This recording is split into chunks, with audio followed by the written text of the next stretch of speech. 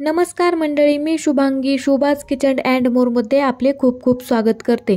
पितृपक्षामध्ये अनेक पदार्थांना खूप महत्त्व आहे। त्यातीलच एक महत्त्वाचा पदार्थ म्हणजे तांदळाची खीर। चला तर मग अगदी झटपट तांदूळ न भिजवता करूया तांदळाची खीर। रेसिपी सुरू करण्याआधी तुम्ही जर माझ्या चॅनलवर नवीन असाल तर माझ्या चॅनलला पटकन सबस्क्राइब करा। एक मोठा चमचा इंद्रायणी तांदूळ घेतला आहे।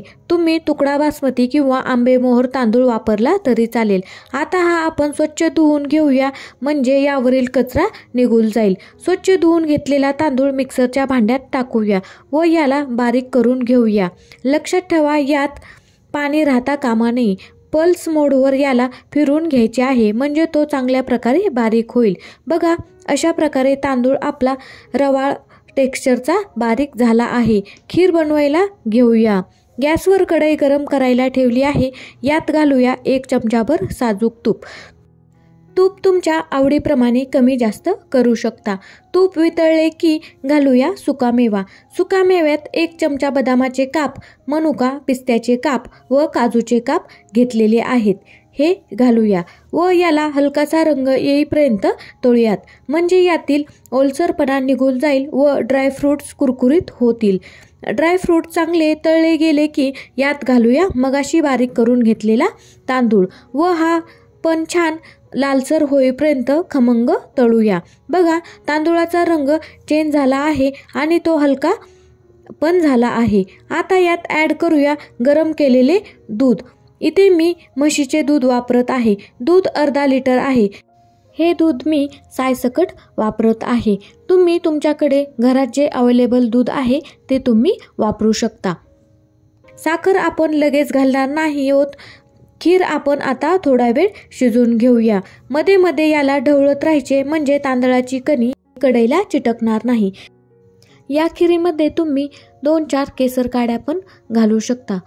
याने आपल्या खिरीला खूपच सुंदर असा रंग येतो। माझ्याकडे केसर काड्या अवेलेबल नाहीत म्हणून मी त्या घातलेल्या नाहीत। तुमच्याकडे असतील तर तुम्ही जरूर घाला। यात घालूया 1 चमचा विलायची पावडर। ही पावडर साखर घालून तयार केलेली आहे। एकत्र करूया व याला आणखी शिजवूया। 1 मोठा चमचा खोबऱ्याचा किस घालूया।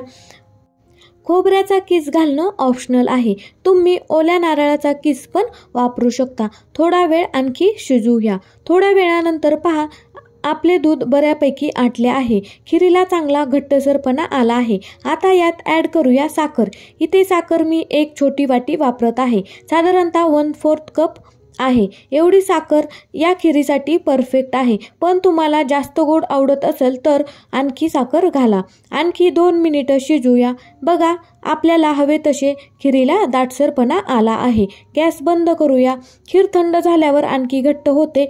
आता ही आपली खीर सर्व करूया। एकदम रबडीसारखी आपली तांदळाची खीर तयार झाली आहे। किती छान टेक्स्चर आले आहे, खूपच सुंदर। नक्की ट्राय करून पहा।